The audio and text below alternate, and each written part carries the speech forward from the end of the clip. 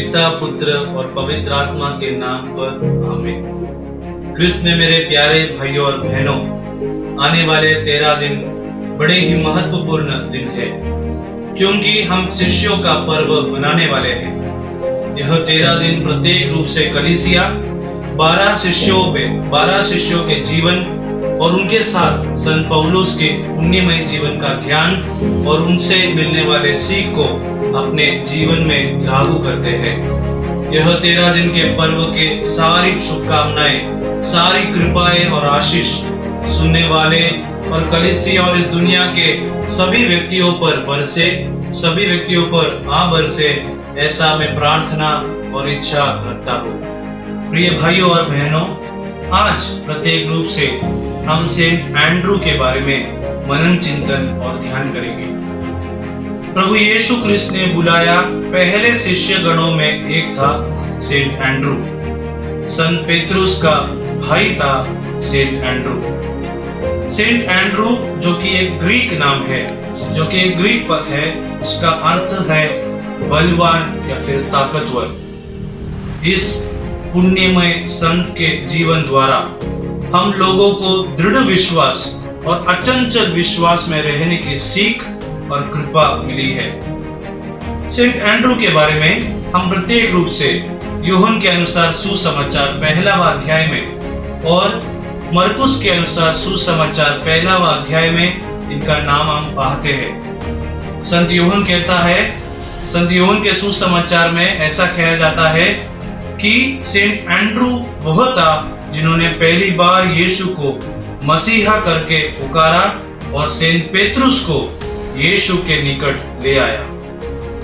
Saint Andrew का जन्म चरित्र के हिसाब से 5th और 10 AD के बीच में बेथसाइदा जो गलीली के पास है वहां पर हुआ था।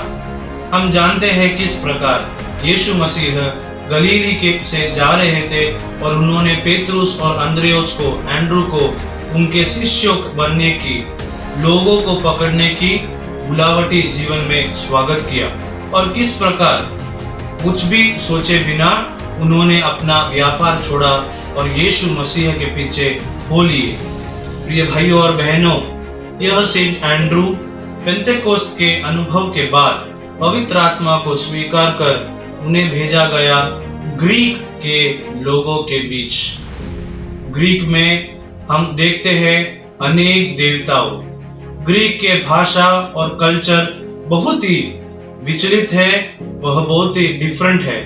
वहां पर भी किस प्रकार अचंचल और दृढ़ विश्वास के साथ उन्होंने सुसमाचार प्रघोषित किया।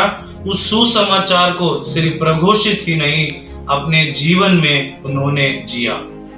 सेंट एंड्रू ग्रीक भाषा का प्रयोग कर ग्रीक के लोगों के साथ सुसमाचार उन्होंने प्रघोषित किया। इसीलिए आज के कलीसिया में बाइसेंटाइन कैथोलिक चर्च उन्हें बहुत महत्वपूर्ण स्थान देता है। बाइसेंटाइन लिटर्जी सेंट एंड्रू को प्रोटोक्लेटोस के नाम से पुकारता है। प्रोटोक्लेटोस का अर्थ द फर्स्ट कॉल्ड, पहला बुलाया गया व्यक्ति। प्रिय भाइयों और बहनों, जिस प्रकार हम सुसमाचार में देखते हैं कि प्रभु ने पुकारा और सेंट एंड्रू ने उसका उत्तर उनको उनके साथ हो लिए, हमें एक बहुत महत्वपूर्ण शिक्षा देती है। आजकल के इस दुनिया में अनेक प्रलोभन, अनेक चीजें प्रभु यीशु से हमें दूर लेके जाता है, परंतु जिस यीशु ने संत अंद्रियास को बुलाया, सेंट एंड्रू को बुलाया, वही यीशु आज मुझे और तुम्हें भी बुलाता है।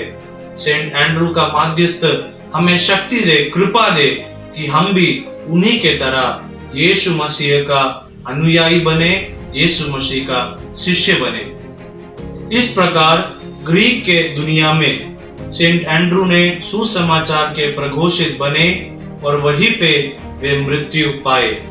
चरित्र यह कहता है कि अकिया के राज्य में पात्रस शहर में उनका मृत्यु हुआ। सेंट एंड्रू ने 60 AD में प्रघोषित सेंट एंड्रू ने मृत्यु पाया है। वह यीशु मसीह के सुसमाचार के लिए रक्त साक्ष्य बन गए।